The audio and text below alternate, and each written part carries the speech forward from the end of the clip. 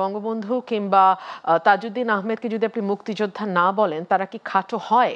এটা তো আমাদের প্রশ্ন। তারা কি খাটো হন? বা সেই সময় ইতিহাস যাদের হাত দিয়ে রচিত হয়েছে, ইতিহাস যারা তৈরি করেছেন, বানিয়েছেন, ফর এক্সাম্পল 52 ভাষা আন্দোলন, অলি আহাদকে কেউ স্মরণ করে না, তাই বলে কি অলি আহাদ খাটো হয়ে যায়?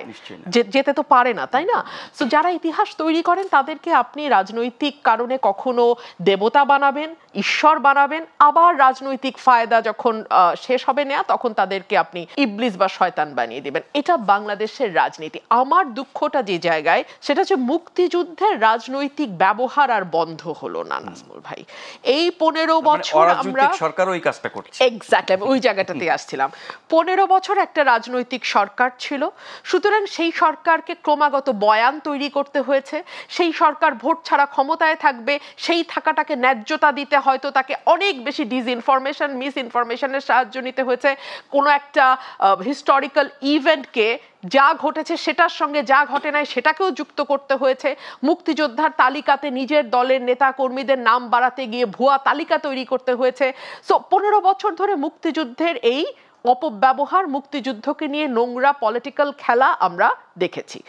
এখন শুরু হয়েছে অরাজনৈতিক সরকার। আপনি আমাকে বলেন, এই অরাজনৈতিক সরকারের সময় যখন দেশ নানান কারণে অস্থির, অস্থিতিশীল, টালমাটাল, আপনি রাজনৈতিক পরিস্থিতি, অর্থনৈতিক পরিস্থিতি, সামাজিক পরিস্থিতি, আইন শৃঙ্খলা পরিস্থিতি, একটা পরিস্থিতিও ইতিবাচক নয়, সেরকম একটি সময়ে আপনি কেন মুক্তিযুদ্ধ নিয়ে আবারও নতুন করে ময়দানে হাজির হলেন?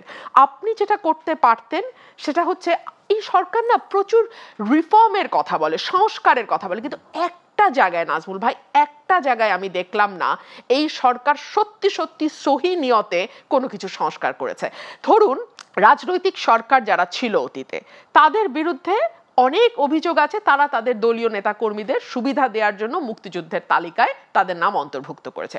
আমরা দেখেছি রেজাউল করিম, যিনি এক্স সরকারের মিনিস্টার ছিলেন, তিনি 9 বছর বয়সে মুক্তিযোদ্ধা করেছেন, সেই তালিকাতেও তার নাম গেছে। মানে বাটপাড়ির চূড়ান্ত। এই সরকার কি করতে পারতো?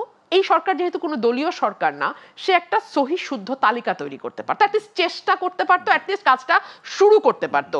যেহেতু কোনো দলের সাথে এই সরকারের কোনো অ্যালাইনমেন্ট নাই, কোনো দলের প্রতি তার কোনো কমিটমেন্ট নাই, কোনো দলের তার কাছে কোনো অযৌক্তিক অন্যায্য দাবি নাই, এবং তিনি কোনো অন্যায্য দাবি শুনতে বাধ্যও নন, সুতরাং তার কাছ থেকে একটা সহি তালিকার অ্যাটলিস্ট সূচনাটা আমরা দেখতে আশা করেছিলাম।